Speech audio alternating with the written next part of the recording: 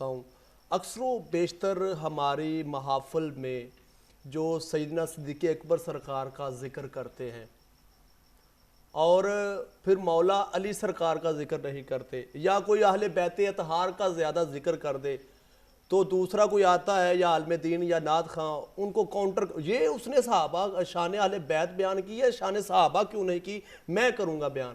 یعنی کہ مقابلے بازی جو ہے تقابل کرنا شروع کر دیتے ہیں. اکثر و بیشتر آپ نے بھی دیکھا ہوگا، سنا ہوگا، آپ نے اہل بیت کا ذکر کیا، صحابہ کا کیوں نہیں کیا، تو دوسرے لوگ کہتے اوئے آپ نے صحابہ کا ذکر کیا، اہل بیت کا کیوں نہیں کیا.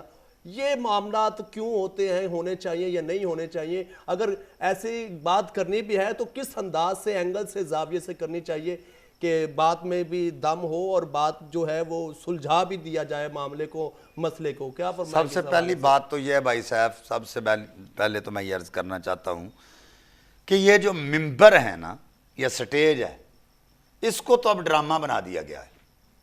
اکثر اس کے تقدس کو تو لوگ بھول ہی گئے ہیں. میں خدا کی قسم اٹھا کے کہتا ہوں حالات یہاں تک پہنچ گئے ہیں کہ سٹیج پہ کھڑے ہو کے لوگ ایسی ایسی باتیں کر دیتے ہیں جس کا کوئی حساب ہی نہیں. پریشانی ہوتی ہے سٹیجز کے معاملات کو دیکھ کے کہ یار یہ تو سٹیج رسول اللہ کے لیے سجایا، ان کے ذکر کے لیے سجایا، اور یہاں کیا ہو رہا ہے؟ گالیاں بکی جا رہی ہیں وہاں پہ کھڑے ہو کے، کوئی کسی کو دے رہا ہے، کوئی کسی کو دے رہا ہے. ممبر پہ کھڑے ہو کے تقریر کرنا یا خطاب کرنا یا وہ منصب ایسا ہے کہ وہاں پہ غلیظ قسم کی باتیں تو نہیں نہ ہونی چاہیے. وہاں تو پاک باتیں، پاکوں کی باتیں ہونی چاہیے. ماشاءاللہ. اور یہ قرب قیامت ہے. حضور نبی پاک صلی اللہ علیہ وسلم نے فرمایا تھا کہ ایک وقت ایسا آئے گا جب قیامت کا دن قریب ہوں گے تو سٹیجز پہ بندر ناچیں گے. اللہ ان فرامین کو لوگ یاد نہیں کرتے اور سٹیجز پہ کھلو کے ناپ تول کرتے ہیں. پہلے اپنے آپ میں اندر جھانکو تم کون ہو.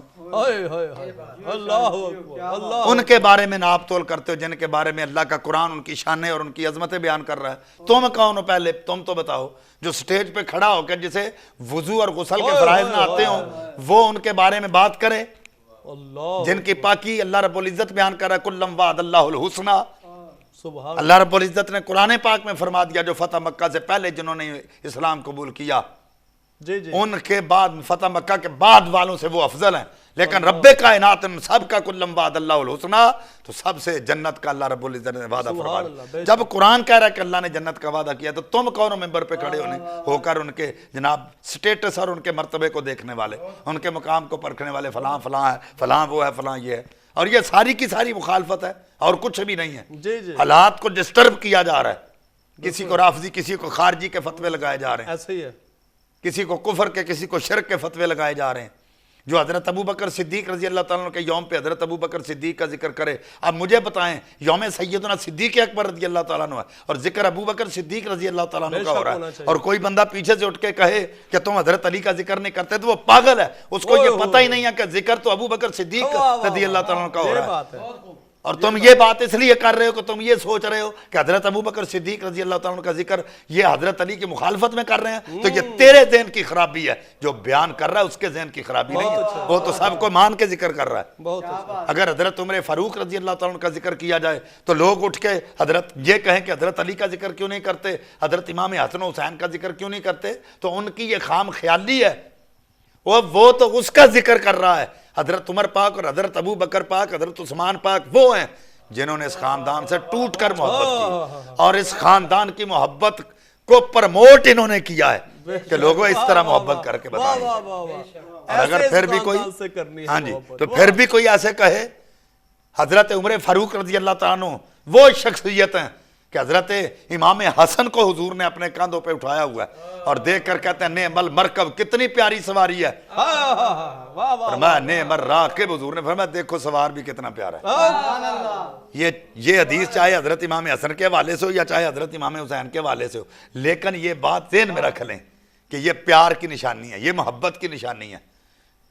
حضرت ابو بکر صدیق پاک کو کوئی آ کے کہے، ان دونوں شہزادوں میں سے آ کے کوئی کہے اتر جاؤ میرے باپ کے ممبر سے، تو حضرت ابو بکر اتر کے ہاتھ باندھ کے کہیں یہ میرے بابے کا کوئی ممبر نہیں ہے، تمہارے بابے کا ممبر. امیر وقت بھی ہو، میں چیلنج کرتا ہوں جس کو سیٹ مل جائے، جس کو کرسی مل جائے اس کو کہو کہ چھوڑ دے. رب کعبہ کی قسم اٹھا کے کہتا ہوں وہ تو وہ ہیں جنہوں نے اپنے سر سے تاج اتار کے دے دیا کہ ہم نانا جان کی امت میں قتل و غارت نہیں چاہتے، ہم محبت و یگانگت کی فضا کو پیدا کرنا چاہتے۔ تو جب ان کا ذکر کیا جاتا ہے صحابہ کرام کا کوئی دن ہو تو صحابہ کا ذکر کرو اور ڈٹ کے کرو، اس میں کسی قسم کی ایت ہے لے نہیں ہونی چاہیے، کین کون نہیں ہونی چاہیے، ڈٹ کے کرو۔ ابو بکر پاک سے لے کر حضرت معاویہ پاک تک سب کا ذکر کرو۔ جن سے ہم مخالفت کرتے ہیں، ہماری مخالفت تم سے ڈٹ کے ہے۔ ہم یزید کو پلید کہتے ہیں بلکہ ہم اس کو انسان ہی نہیں مانتے، ہم اس کو انسان نہیں مانتے۔ اور اگر کوئی بدبخت یہاں یہ جملہ کہے کہ حضرت امیر معاویہ کے بارے میں یہ بکواس کرے، حضرت یزید کی آڑ میں حضرت امیر معاویہ پر کوئی انگلی اٹھائے کہ وہ باپ تھا تربیت نہ کر سکا، وہ پاگل۔ اگر تو یہ کہتا ہے کہ حضرت امیر معاویہ نے بیٹے کی پر صحیح طریقے سے انہوں نے وہ اس کا تربیت نہیں کی، تو پھر حضرت نوح علیہ السلام کے بارے میں تیرا کیا خیال ہے، جن کا بیٹا منحرف ہو گیا تھا، وہ تو نبی تھے۔ اور اگر یہاں پہ یہ بات کرتا ہے تو یہ ساری بات حضرت نوح علیہ السلام پہ جاتی ہے، یہ تہمت ان پہ بھی لگتی ہے کہ وہ نبی ہو کر انہوں نے اپنے بیٹے کی تربیت کیوں نہیں کی۔ تو یہ باتوں کو رہنے دو۔ پاکوں میں سے وہ بھی آ جاتے ہیں کہ جو ان کا انکار کرنے والے ہوں، ایسا کچھ نہیں ہے۔ اگر صحابہ کا ذکر کرتے ہو تو ڈٹ کے کرو، مولا علی پاک کا دن آئے تو علی علی کرو تو ڈٹ کے کرو۔ پھر کسی بندے کے بارے میں یہ سوچنے کی ضرورت نہیں ہے کہ کوئی یہ کہے گا کہ تم صحابہ کی مخالفت میں یہ کر رہے ہو۔ جب حضرت علی کا دن آئے حضرت علی کا ذکر ڈٹ کے کرو، سیدہ کائنات کا دن آئے سیدہ کائنات کا ذکر ڈٹ کے کرو، امام حسن پاک اسوان پاک ان کے دن آئے ڈٹ کے ان کا ذکر کرو، اہل بیت پاک کا ذکر ڈٹ کے کرو، صحابہ کرام کا ذکر ڈٹ کے کرو۔ ہم کسی کے مخالف ہی نہیں ہیں۔ اگر کوئی یہ کہے کہ یہ مخالفت میں کرتے ہیں تو اس کے اپنے ذہن کی اختراع ہے، اس کا اپنا ذہن گندا ہے، ذکر کرنے والے کا ذہن گندا نہیں ہے۔ بہت اچھا۔ یہ باتیں ذہن میں رکھ لیں۔ خدا را میں اس ٹرانسمیشن کے حوالے سے یہ عرض کرنا چاہتا ہوں کہ اپنے آپ کو بدلو، اپنے ذہنوں کو بدلو۔ خدا را ایسا مت کرو کہ ایک دوسرے میں بگاڑ پیدا کیا جائے، محبت اور پیار کی فضا کو پیدا کرو۔ جو تمہیں نظر آتا ہے کہ یہ ہمارا بھی، میں بھی ممبر پہ میں بھی جب بیٹھا ہوتا ہوں یا کسی سے گفتگو کرتا ہوں، اللہ کی قسم اٹھا کے کہتا ہوں اگر مجھے اس میں ذرا سی بو آ جائے کہ یہ بندہ خارجی ہے، یہ بندہ رافضی ہے، تو میں خود اس کو اس کا جواب دے دیتا ہوں اور خود اس کے پاس نہیں بیٹھتا۔ جس طرح ہم نے صحابہ اور اہل بیت پاک کی، جس طرح ہم نے ان کے ناموس کے لیے تحفظ ہم نے جس طرح کرنا ہے نا، وہ کوئی اور نہیں کر سکتا۔ اور یہ اہل سنت و جماعت کو یہ شرف حاصل ہے کہ وہ اہل بیت اور صحابہ کرام آپ کے نام پر مر مٹنے والے ہیں، کسی کی مخالفت نہیں کرتے۔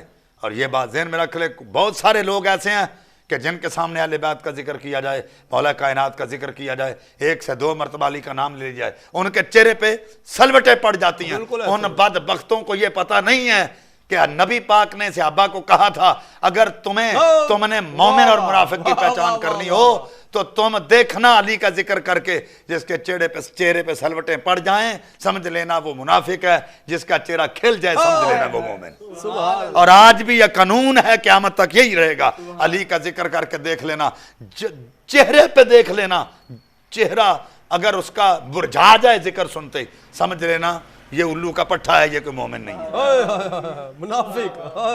اور حضرت ابو بکر پاک کا ذکر سن کر، عمر پاک کا ذکر سن کر، عثمان پاک کا ذکر سن کر، علی پاک کا ذکر سن کر جس کے چہرے پہ جس کا چہرہ بگڑ جائے اور بال پڑ جائیں، جس کو اندر سے پریشانی لگ جائے، چہروں سے یہاں ہو جاتی ہے، چہروں سے یہاں ہو جاتی ہے۔ غم اور خوشی یہ ہوتی تو دل میں ہے، لیکن اللہ تعالیٰ نے اس کو چہرے پہ یہاں کر دیا ہے۔ جب بندہ خوش ہوتا ہے تو ہونٹ مسکراتے ہیں، تو ہونٹ بھی چہرے پہ لگا دیے۔ جب بندہ غمگین ہوتا ہے تو آنکھیں روتی ہیں، تو آنکھیں بھی چہرے پہ لگ گئی۔ تو جب بندہ اندر سے غمگین ہو نا ذکر سن کے تو چہرے سے نمایاں ہو جاتا ہے۔ جی تو پھر دیکھ لیا کریں کہ یہ صحابہ کا بھی منکر ہے اور اہل بیت کا بھی منکر ہے، یہ ان سے محبت کرنے والا نہیں۔ اگر محبت کرنے والا ہوتا تو ان کا ذکر خوشی کے ساتھ سنتا۔ سبحان اللہ، جی سبحان اللہ۔ تو یہاں پہ تو حالات ہی کچھ اور ہیں۔ ہم نعرہ تحقیق اس لیے لگاتے ہیں کہ اہل سنت و جماعت کو کوئی یہ نہ کہے کہ یہ خارجی ہیں، یہ رافضی ہیں۔ یہ نعرہ تحقیق کا نعرہ اس لیے لگاتے ہیں کہ کوئی یہ نہ کہے کہ یہ رافضی ہیں، تحقیق کا نعرہ لگا کے بتاتے ہیں حق چار یار اور نعرہ حیدری کا نعرہ لگا کے یہ لوگوں کو بتاتے ہیں کہ کوئی یہ نہ کہے کہ یہ خارجی ہیں. خارجی ہے. ہم صحابہ کا بھی نعرہ لگاتے ہیں, علی کا بھی نعرہ لگاتے ہیں.